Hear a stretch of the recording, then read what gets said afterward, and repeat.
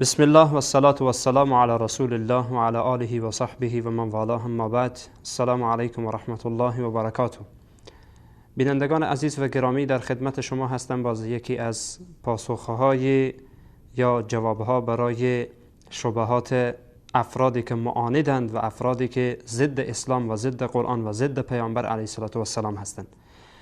از جمله این افراد یک شخصی است به نام شفیع عیار که در افغانستان، در کشور افغانستان یا در بقیه کشورهایی که با زبان فارسی آشنایی دارند و بعضی از شبکه‌ها را می‌بینند، این فرد را می‌شناسند و البته انتخاب این فرد به خاطر اهمیت شخصیت او نیست، بلکه این فرد خیلی کوچکتر از آن است که این فرد نامش گرفته بشه و در شبکه مبارک نام این فرد که در واقع می شود گفت که بعداً انشاءالله با آشنایی پیدا خواهید کرد که چی فردی است.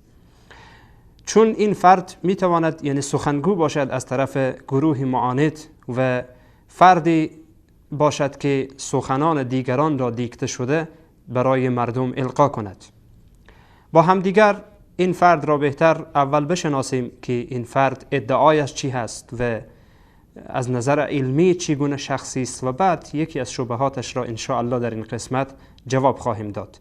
از اتاق فرمان میخوام که کلیپ شما را اول را پخش بکنن که ادعای این فرد را با هم دیگر بشنویم. اما من از هیچ کس دیگه پیغمبر نمیشناسم، از روی هیچ کس دیگه قضاوت نمیکنم پیغمبر. خدا کنه تمام دنیا پیغمبر بد بگه یا خوب بگه، من یک کتاب، از روی یک کتاب پیغمبر میشناسم و او چیست؟ قرآن پاک. پیغمبر به اساس قرآن پیغمبر شده.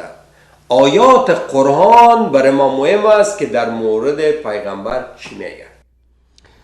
بینندگان عزیز، این کلیپ را دیدید با هم دیگر. اولا این فرد ادعا میکنه که من پیامبر را از قرآن برای شما معرفی میکنم. ثانیا این فرد حتی نام قرآن را تا حالا یاد نگرفته، میگه قرآن، یعنی نام قرآن کریم را یاد نداره، نام کلام خدا را یاد نگرفته، چی برسه به این که بیایه از قرآن کریم استدلال بکنه. و این فرد خیلی کوچکتر از آنه که بتوانه از قرآن کریم پیامبر علیه السلام را معرفی بکنه و مثل مستشرقین، مثل بادارهای خود متاسفانه به بدگویی رسول الله صلی الله علیه و سلم شروع میکنه. اول بیاین یک مقطع کوتاه یا کلیپ کوتاهی ببینین که این فرد از قرآن چی آشنایی دارد. با هم دیگر کلیپ شماره دوم را میبینیم، بعدا ان شاء الله برخواهیم گشت. آیت 6 سوره زمر، ببخشید سوره فصلت، میبینید که این فرد حتی نام سوره های قرآن کریم را هم یاد نداره، چی برسه به این که بتونه از قرآن استدلال بکنه. البته این نمونه ای از خروار بود. مثلا سوره زمر را میگه سوره زمر، یعنی فرق فتحه و فرق زمر را نمیفهمه، زمر کجا زمر کجا. یا سوره فصلت را میگه سوره فصلت. اصلا این فرد یعنی نامهای سوره ها رو یاد نداره، چی برسه به این که این بیا از قرآن کریم پیامبر رو برای بیننده های خود معرفی بکنه. البته گفتم این نمونه از خروار هست که ان شاء الله ما به این موارد اشاره خواهیم کرد و جهل این فرد را به نمایش خواهیم گذاشت. و با همدیگر کلیپی را میبینیم که این فرد گستاخی به ساحت رسول الله صلی الله علیه و سلم میکنه، با وجودی که خودش را مسلمان میگه. ان شاء الله بعد از این کلیپ قضاوت را به دوش شما خواهیم گذاشت و آیات را خواهیم خواند و خودتان قضاوت بکنید که این فرد چه نوع دینی دارد و از کدام کیش و آیین در واقع پیروی میکند. کلیپ شماره سوم را با همدیگر میبینیم.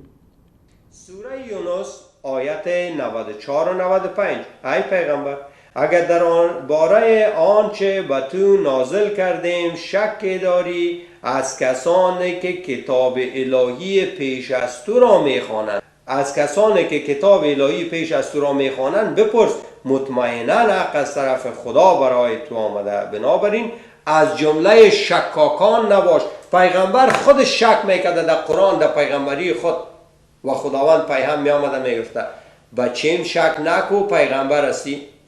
در اینجا آمده که حتی پیغمبر شک داشته به پیغمبری خود، شک داشته به قرآن خود.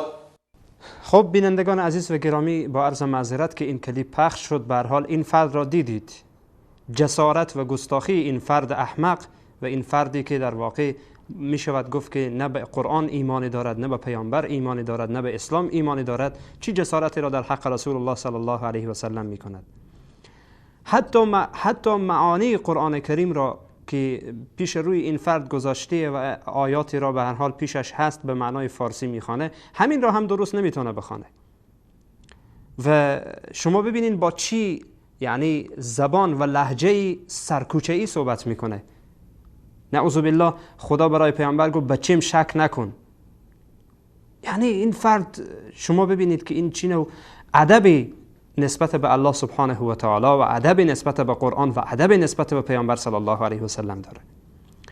و از جهت دیگر از این آیه مبارکه‌ای که این فرد به او استدلال کرد، آیه 94 سوره مبارکه یونس، که استدلال باطل میکنه که نعوذ بالله گویا رسول الله صلی الله علیه و سلم به نبوت خود شک داشتن، به قرآن شک داشتن، نعوذ بالله.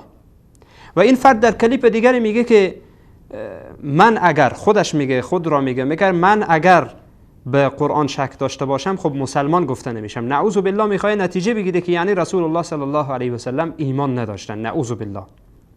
این فرد با این جسارت به اینجا میرسه که پیامبر علیه الصلاة و السلام به نبوت خود و به قرآن شک داشتن و ایمان نداشتن. نعوذ بالله.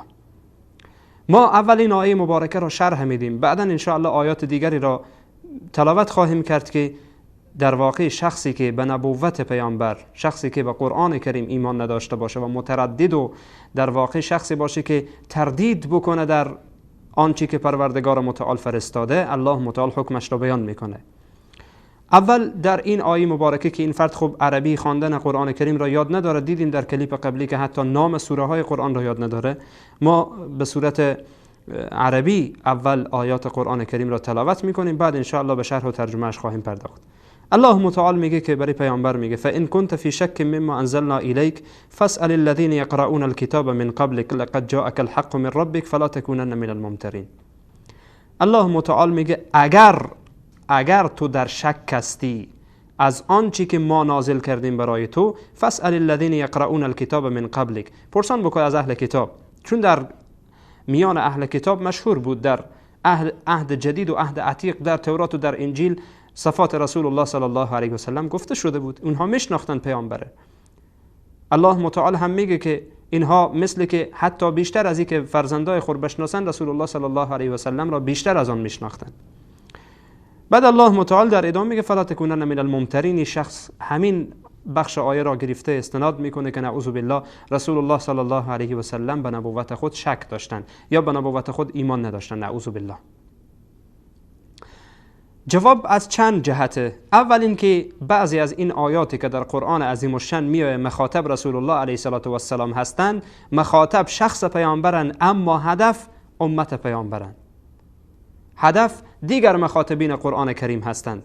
و ما هم این در اصطلاحات را در به هر حال ارتباطات و روابط اجتماعی روزمره خود داریم.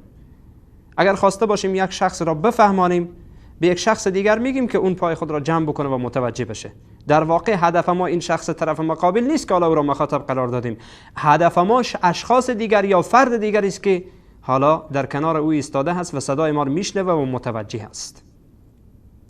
و در این مورد اصطلاحات و ضرب المثل هایی هم هست که در نزد انسان های عاقل واضح و آشکاره. دومین که خداوند متعال در این آیه نمیگه که پیامبر تو در شکی. این انسان احمق و جاهل به اندازه نادانه در اصطلاحات فارسی، حتی چی برسه به اصطلاحات عربی، به اندازه جاهل و نادانه که فرق این را نمیدانه که الله متعال میگه فإن كنت، اگر تو باشی. نمیگه که تو هستی، نمیگه که تو در شکی، میگه اگر که باشی. یعنی الله سبحانه و تعالی با این وضاحت و با این در واقع صراحت الله متعال سبحانه و تعالی بیان میگه. ما در قرآن کریم و در اصطلاحات عربی این را فراوان داریم. مثلا الله متعال سبحانه و تعالی در سوره مبارکه انبیاء آیت 22 میفرماید لو کان فیهما آلیهة الا الله لفسدتا. اگر در این آسمان و زمین اله دیگری می بود، لو کان، اگر می بود، لفسدتا، این آسمان و زمین از بین میرفت، تباه میشد.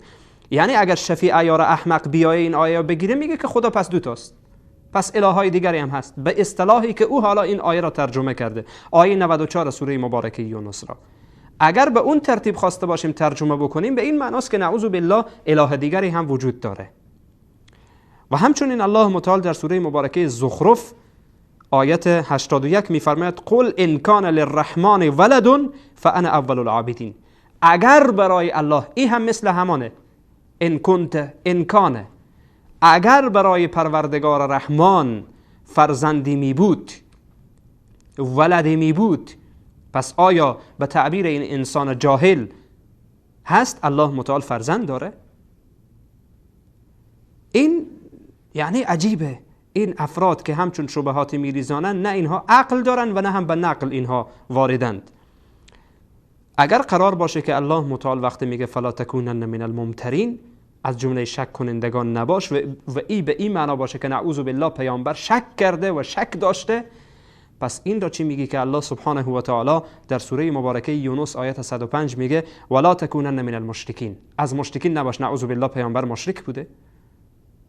این چی اصطلاحی است؟ این چی منطقی است؟ چی منطق غلطی است که تو در پیش گرفتی؟ یا امثال تو افرادی که همچون افکار غلط و افکار پوچی دارن. الله متعال سبحانه و تعالی